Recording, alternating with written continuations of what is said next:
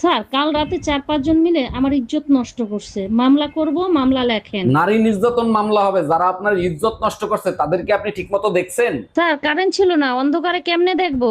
ও আচ্ছা, বুঝতে পারছি। তা আপনি কিছু তাদেরকে বলতে পারলেন না? বলছিলাম, ওরা বলে আর পারবো না, মাফ করে দেন। হক মাওলা, অরুণ বাবাকে কিছু দান করেন, অরুণ বাবা দোয়া করে দিবে। দান করব বাবা, সমস্যা নাই। তার আগে বলেন, কলিং বেল তো নষ্ট, আপনি কলিং বেল বাজালেন কি করে? আমাদের মতো ফকিরের ভয়তে আজকাল কেউ কলিং বেল লাগায় না, যাদেরও লাগানো আছে তাদেরটা নষ্ট। তার মানে আপনি কলিং বেল ঠিক করে তারপর কলিং বেল বাজাইছেন, তাই না? আরে না, আমি তো কলিং বেল সাথে নিয়ে চলি।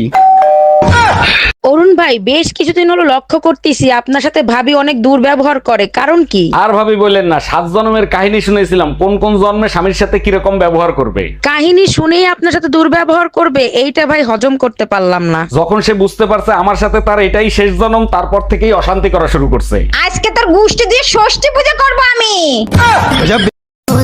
তুই ভালো হবি, বিরক্ত করিস না। আচ্ছা যা, আর বিরক্ত করুম না, আমি টুম্পারেই বিয়ে করুম। মাইকের তার সিরা দেব তোরে আমি দেখানি। সাহস থাকলে আসিস, প্যান্ট খুললে রাখিয়ে দিমু। আচ্ছা বৌদি, আমি যদি আপনাকে একটা খারাপ প্রশ্ন জিজ্ঞেস করি তাহলে কি আপনি রাগ করবেন? রাগ করব কেন? আপনি জিজ্ঞেস করেন, একদম রাগ করব না। আচ্ছা ধরেন আমি যদি এখন আপনার জোর করে কিস করি তাহলে কি আপনি রাগ করবেন? একদম রাগ করব না। আচ্ছা, আমি যদি আপনার দুই ঠ্যাঙের মাঝখানে লাথি মারি, আপনি কি রাগ করবেন? এই আমার ব্যাগের ভিতর শেয়ার মার্কেটের টাকা রাখা ছিল, সে টাকা কোথায়? সব টাকা পানিতে ভাসায় রাখছি, বাথরুমে গিয়ে দেখো। গাধা কি গায়ে লেখা থাকে? তুই টাকা পানিতে ভিজাইছিস কেন? তুমি তো বলো শেয়ার মার্কেটের টাকা ডুবে যাওয়ার সম্ভাবনা আছে, তাই সাঁতার শিখাচ্ছি। আচ্ছা আব্বু, তুমি কি কখনো পাগলা গারোতে গেছো পাগল দেখতে? 23 বছর আগে একবার গেছিলাম, 31শে জানুয়ারি 2001 সালে। এই কি বললে তুমি? ওই দিন তো আমাদের ম্যারেজ ডে ছিল। বিয়ের আগে তুমি আমাকে কত ভালোবাসতা, এখন আর সেই ভালোবাসা খুঁজে পাই না। বিয়ের আগেই ভালো ছিল, তোমার যন্ত্রণা এখন শান্তিতে ঘুমাইতেও পারি না। বিয়ের আগে আমার কোলেই তো মাথা রাইখে শান্তিতে ঘুমাইতা, এখন ঘুমাও না কেন? কেমনে ঘুমাবো? আমি ঘুমাইলেই তো আমার মানিব্যাগ দিয়ে তুমি টাকা চুরি করবা। এই কই তুমি? শিগগিরই এদিকে আসো, আমাকে কুত্তায় কামড়াইছে। 1 মিনিট দাঁড়াও।